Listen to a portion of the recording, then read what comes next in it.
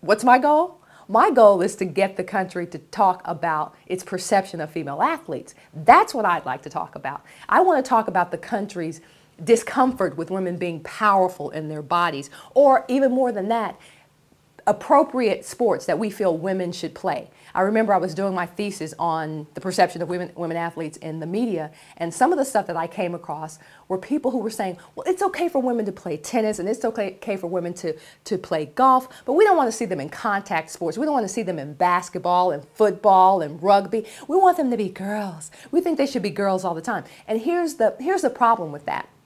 Women should have the opportunity to do whatever they want to do without being subjected to being called names, to being called odd, to being labeled lesbian. And not that there's anything wrong with being lesbian, but we've started to villainize women for just being powerful.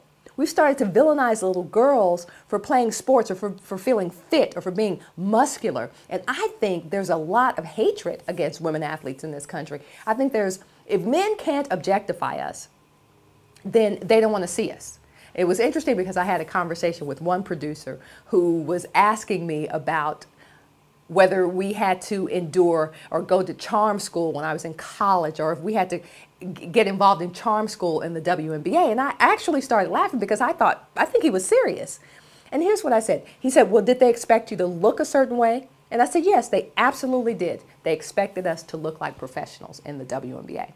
Imagine that. We just needed to look like professionals. No one ever told anyone to wear a dress or you need to put on any makeup. I think women should have the same liberties as men. Women should be free to be exactly who they are. If you want to have a tattoo, have a tattoo. And that's exactly what I said regarding the comment that Imus made about the women on the Rutgers basketball team saying they have tattoos. I took one journalist to task. I said, well, Angelina Jolie has a tattoo. Drew Barrymore has a tattoo. Britney Spears has a tattoo. Janet Jackson has a tattoo, and we're not calling them out of their names. So it's not about the tattoo. It's about the power.